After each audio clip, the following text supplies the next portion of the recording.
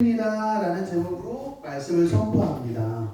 화면에는 제가 반영을 했는지 안 했는지 모르겠지만 부제는 이렇게 지어봤습니다. 심을 때는 울면서 나갔지만 추수하고 돌아올 때는 노래하리라 라는 제목으로 말씀을 선포하겠습니다. 이제 저는 부교육자로서 당연히 교회에서 전도 행사를 앞두고 있으면 열심히 앞장서서 성공대장으로 캠페인도 벌이고 또 성도들도 독려하고 권면하면서 이렇게 나아가야 되는데, 그럼에도 불구하고 사실 꼭 오늘 본문으로 이 전도와 관련된 설교를 준비할 생각은 없었습니다, 사실은. 그런데 주중에 책을 읽다가 이거구나, 머리를 한 대 꽉 맞은 것 같은 놀라운 구절을 읽고 오늘 설교를 준비하게 됐습니다.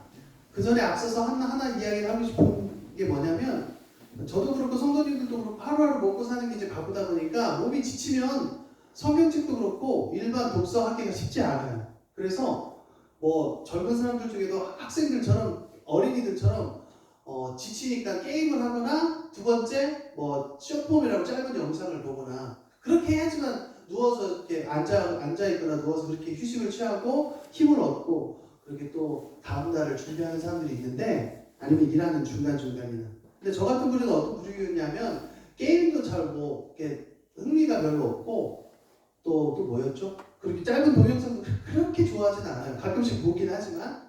전 근데 젊은 사람들이 많이 하는 소셜미디어를 많이 즐기는데, 최근에 삭제한 적이 있어요. 왜 그러냐면 피곤해서 좀 지쳐서 휴식 차원에서 이렇게 하다 보면 좋은 글도 너무 많아서 좋은 글 위주로 보는데, 나도 모르게 올무에 빠져들 때가 있어요. 뭐냐면 어떤 사람이 정치적인 글을 올리고 막 갈라치기 하고 선동하는 글을 올리면 그냥 넘기면 되는데 나도 모르게 막 화가 나는 거예요. 그래서 말리게 되는 거죠. 그때 딱 드는 생각이 있었어요. 이것만큼 시간 낭비도 없구나. 그래서 일단 지웠습니다. 임시로든 영구적이든 지웠습니다. 지우고 나니까 좋더라고요. 그런데 우리 앉아계신 작년 성도님들 잘 아실지 모르겠지만, 기존에 S통신사, K, 또 L통신사 생으로 그냥 요금제 쓰면 되게 비싼 거 아시죠? 참고로 제가 알뜰폰 회사에서 파견된 사람은 아닙니다. 그래서 2,000원, 3,000원도 받는 건 없어요. 알뜰폰 사용하시면 굉장히 저렴합니다. 그 통화도 무제한, 문자도 무제한인데 이미 다 알고 계실 것 같아요. 데이터도 충분히 넉넉하게 쓰는데 메이저 통신사가 아니라는 이유로 메이저 통신사의 모든 인프라는 사용하지만, 그 전파는 사용하지만 알뜰폰이라는 이름 때문에 월등히 저렴하거든요. 저는 알뜰폰 중에서도 그 도서, 전자책과 제휴가 된 요금제를 쓰고 있어요. 한 2, 3년 됐는데 그거를 해놓고 보지를 않는 거예요. 무시하는 모든 책을 다 볼 수가 있는데. 그래서 앞서 말씀드린 쓸데없는 SNS 활동을 중단하고 잠깐 삭제하고 그 책을 보는데 너무 좋더라고요. 보다가 여러 가지 책장에 있는 책들을 넘기면서 휴식을 취하다가, 과거에 우리 안성희 집사님과 함께 공부했던 센터처치라는 책을 다시 발견하고, 우리 교회에도 실물책을 갖다 놓긴 했지만 두꺼워서 잘 안 보게 되더라고요. 그래서 핸드폰 앱으로 그 한 장 한 장 보는데 너무너무 좋은 충격적인 말씀이 오늘 나온 겁니다. 그래서 오늘 본문을 택했습니다. 사랑하는 성도 여러분, 오늘 본문 안으로 들어가면 시편 126편 굉장히 짧습니다. 이 126편을 관통하는 제목은 따라합시다. 성전에 올라가는 노래. 1년에 한 번 이상은 이스라엘 백성이 성전에 가는 게 의무였습니다. 그럴 때 성전으로 올라가는 때 부르는 노래입니다.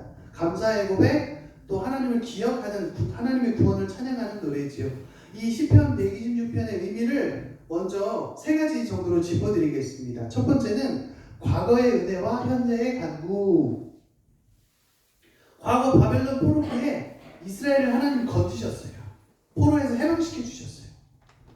다른 거대한 나라들의 왕의 마음을 하나님께서 움직이셔서 이스라엘을 다시 포로지에서부터 다시 돌려보냈어요. 바벨론에서 이스라엘로 다시 돌아가게 했습니다. 그런 하나님의 주권적인 구원 역사를 찬양하는 내용이 126편에 나옵니다.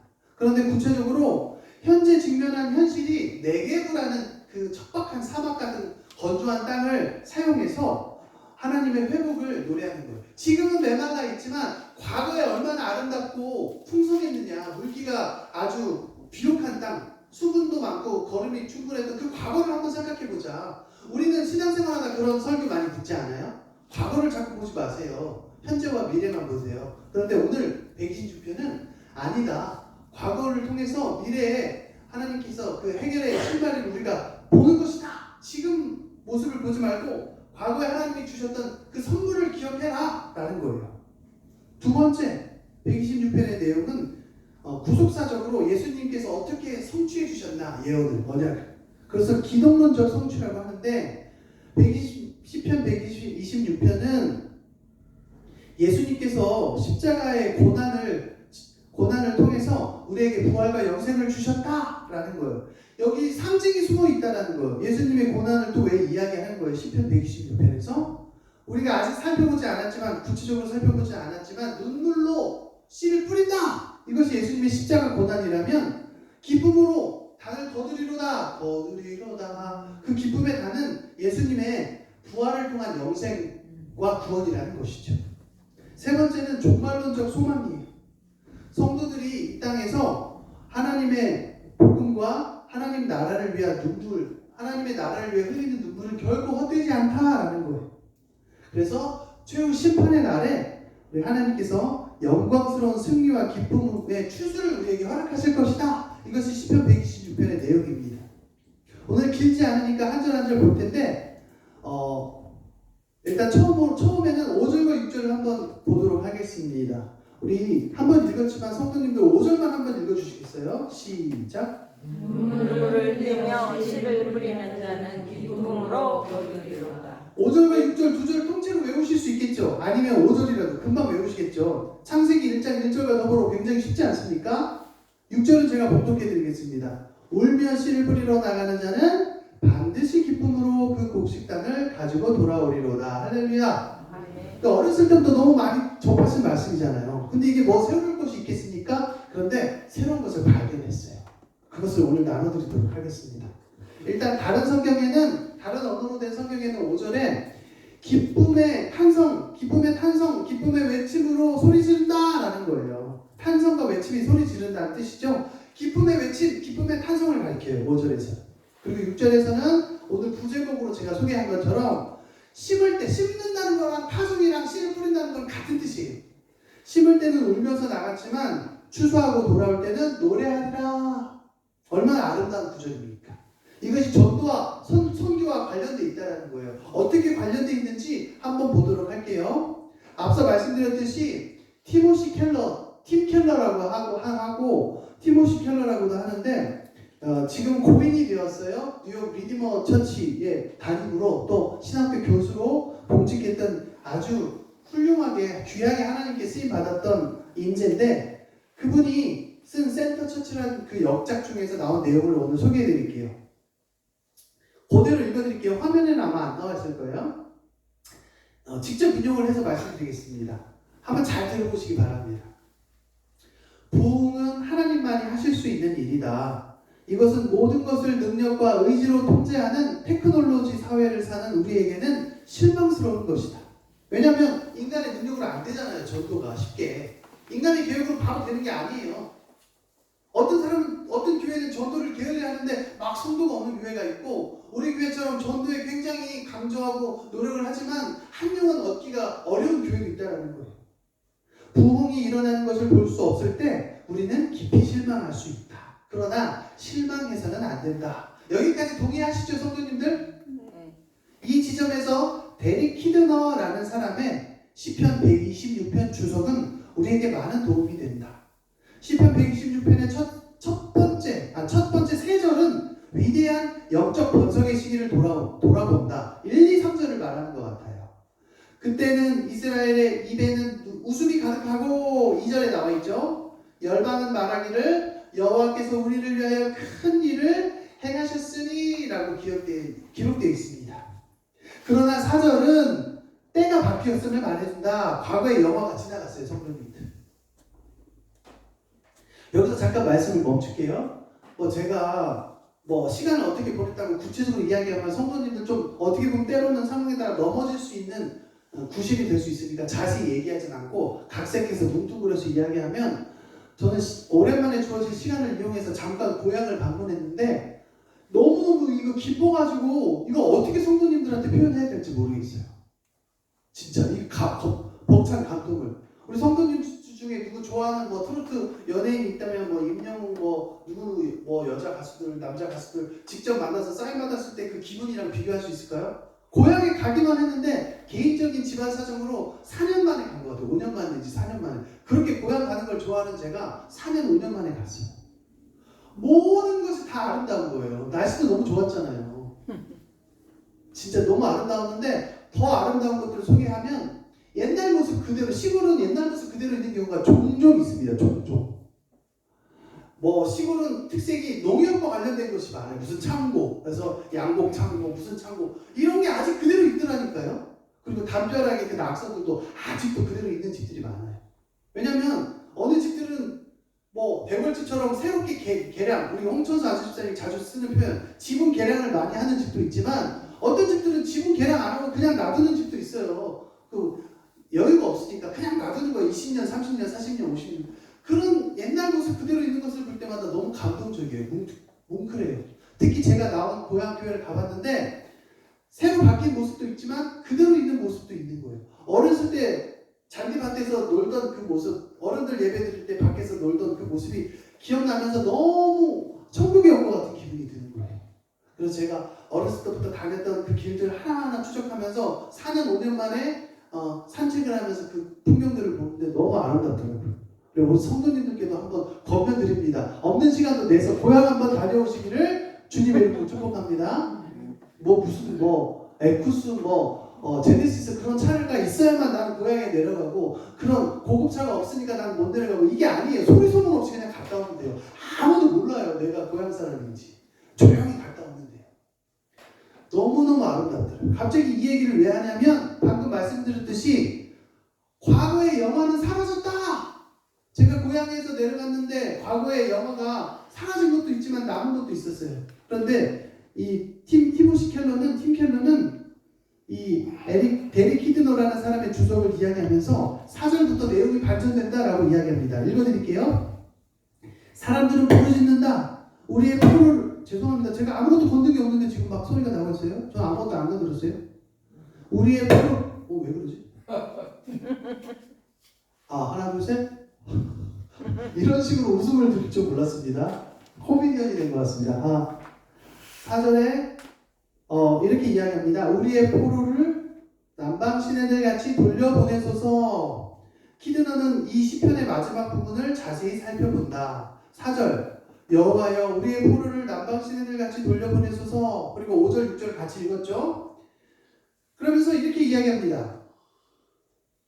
키드너라는 사람은 부흥이 어떻게 오는지를 두 개의 아주 다른 그림을 통해 살펴본다. 첫 번째 4절 하반절이다.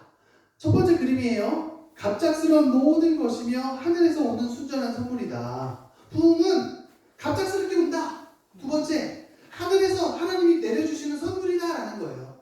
그러니까 부흥을 쉽게 우리가 인해교회에서 볼 수 없다고 해서 좌절할 필요가 없다는 거예요. 하나님이 주시면 주시는 거지. 그리고 우리는 하나님이 주시도록 간구하면 되는 거예요. 그리고 갑작스럽게 임한다는 거예요. 언제 임할지 모른다는 거예요. 기대하시기 바랍니다. 네게부는 남방 지역이에요. 네게부보다 더 건조한 지역은 없다라고 이야기해요.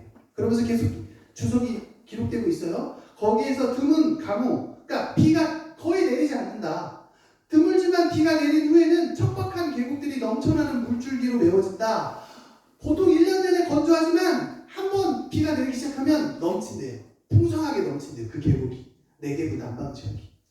풀이 자라고 꽃이 피는 장소로 사막이 문자적으로 옥토로 변화되는 것이다. 이는 갑작스럽고 거대하게 임하는 부흥의 시기이며 역사가들이 기록한 시기이다. 여기까지 첫 번째 그림 그려지십니까, 성도 여러분? 전도 축제를 앞두고 부흥을 먼저 기대하시기 바랍니다. 두 번째 그림은 5절 6절에서 그려진다. 이것은 가장 힘든 시기에 경작이 밭을 가는 거죠. 경작하는 것으로 길고 고된 과정이 수반된다. 날씨, 기후는 나쁘고 땅도 단단하다.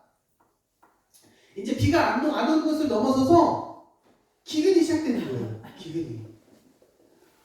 소출, 경작이 좋지가 않아요.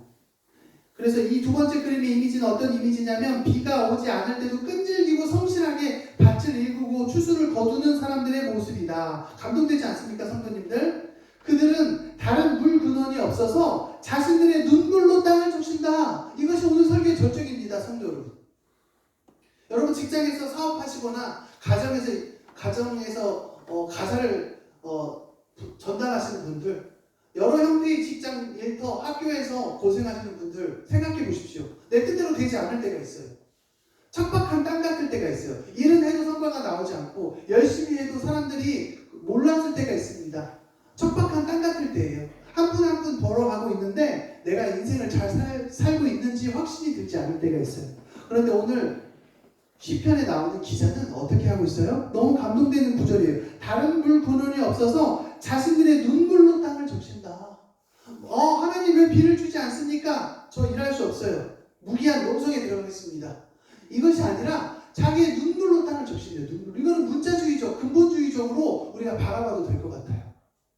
비가 없으면 내가 눈물로 땅을 적시겠다. 이거는 뭐예요? 멈추지 않는 모습이에요. 포기하지 않는 모습이에요. 계속해서 읽어드립니다. 이제 얼마 안 남았어요. 거의 마무리되고 있습니다. 이는 수년 동안 고된 일을 감당하고 있는 복음 사역자의 모습을 묘사하고 있다. 사람들의 척박한 마음을 보며 눈물로 씨를 뿌리지만 결실은 거의 없는 경우다. 시편 기자는 궁극적인 추수에 대해서 절대적인 긍정을 한다. 이렇게 말합니다. 하나님께서 이 밭에 뿌려진 씨앗에 복을 내려주시며 하나님 당신의 백성들을 친히 방문해 주신다. 이렇게 해석을 하고 있어요. 오늘 116편. 그러면서 마지막으로 이렇게 이야기합니다. 이 주석을 쓴 키드너는 이렇게 소개하고 있어요. 현대의 성경 시편 126편 현대의 번역들이 마지막 봉사에 대한 강조점을 생략함으로써 이 시편의 확고함을 간과했다고 말한다. 무슨 말이냐면 이 시편 116편 6절을 중요성을 생생하게 살리지 못하라는 거예요. 잘 들어보시기 바랍니다. 우리가 아무리 비를 오랫동안 기다릴지라도 울며 씨를 뿌리러 나가는 자는 반드시 기쁨의 함성으로 돌아올 것이다. 사랑하는 성도 여러분, 이걸 뒤집어 보면 뭐예요?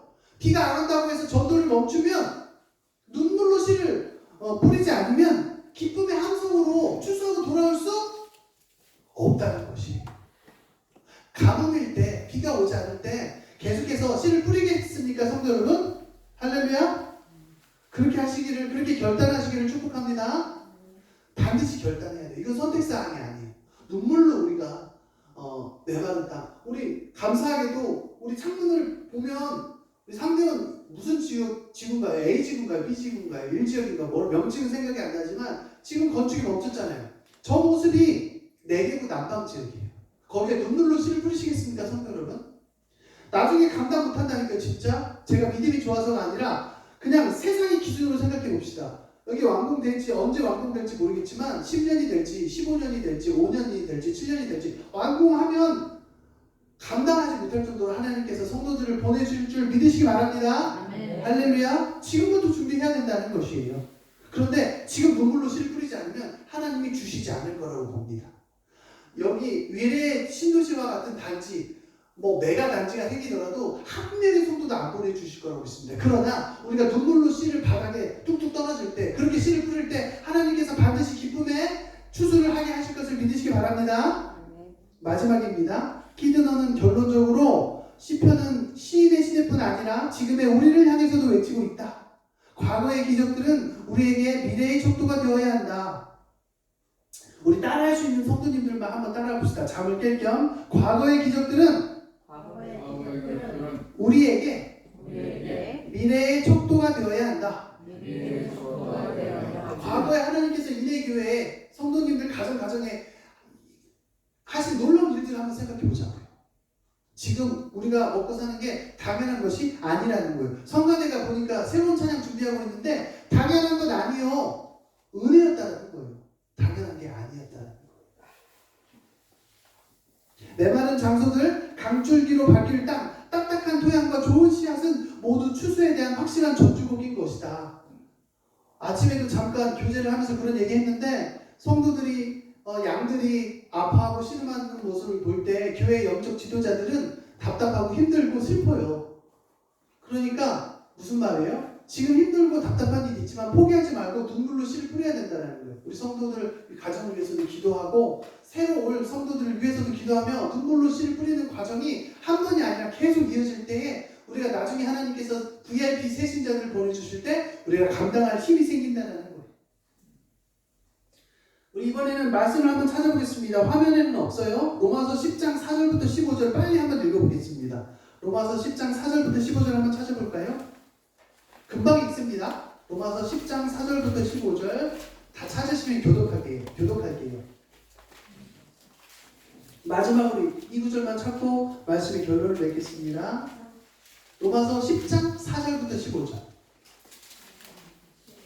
네, 화면에는 없습니다. 로마서 10장 4절부터 15절 4절부터 교독할게요. 그리스도는 모든 믿는 자에게 의를 이루기 위하여 율법의 마침이 되시니라.